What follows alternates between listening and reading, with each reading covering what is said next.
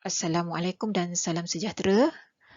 Mari kita teruskan pembelajaran matematik tingkatan 1 dalam bab 12, pengendalian data dengan standard kandungan 12.1, proses pengumpulan, pengorganisasian dan perwakilan data serta pentafsiran perwakilan data. Kali ini kamu akan belajar standard pembelajaran yang terakhir iaitu 12.1.6 membincangkan kepentingan mewakilkan data secara beretika bagi mengelakkan kekeliruan.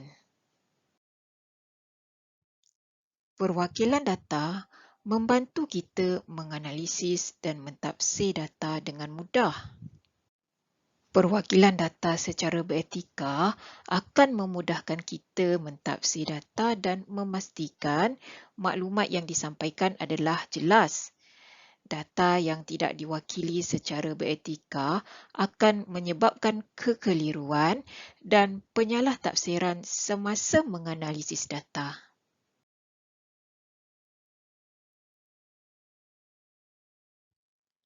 Baiklah pelajar.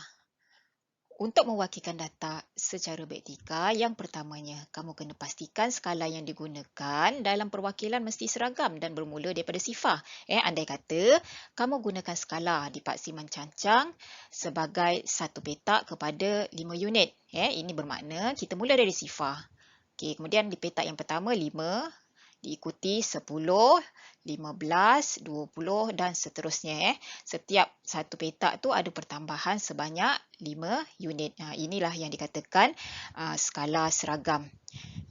Kemudian kamu kena pastikan data yang dipaparkan mestilah tepat berdasar pada maklumat yang telah diberi dalam jadual.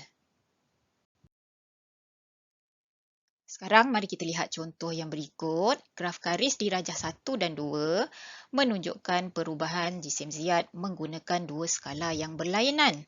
Adakah kedua-dua graf garis memaparkan data dengan jelas? Terangkan. Baiklah, kita lihat dulu untuk graf pada rajah pertama ini. Apa masalah yang kamu nampak di sini?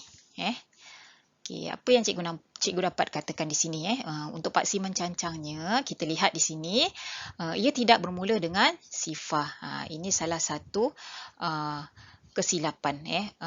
Maknanya perwakilan data ini tidak diwakilkan secara beretika. Jadi apa akibatnya jika ia tidak dimulakan dengan sifar? Kalau kamu lihat pada graf ini nampak penurunan jisim yang amat ketara. Sangat mendadak di sini. Jadi kita boleh tuliskan jawapannya. Graf garis di rajah 1 tidak memaparkan data dengan jelas kerana skala mencancang tidak bermula daripada sifar. Hal ini menyebabkan graf kelihatan seolah-olah mencatatkan penurunan jisim yang mendadak. Seterusnya kita lihat pula untuk rajah yang kedua. Apa yang kamu nampak pada graf garis ini? Kalau kamu lihat perubahan jisim ziyad dari Januari hingga Mei.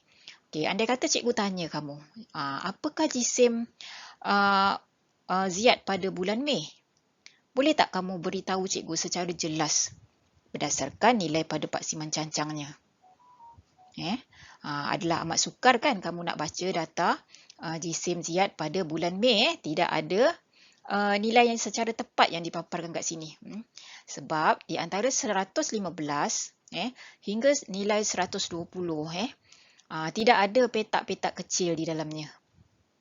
Jadi kita tidak dapat membaca jisim ziyad pada bulan Mei dengan jelas di sini. Jadi kita boleh katakan yang graf garis di rajah 2 tidak memaparkan data dengan jelas kerana skala mencancang yang digunakan tidak sesuai. Hal ini menyebabkan beberapa nilai dalam graf sukar dibaca dan diperolehi.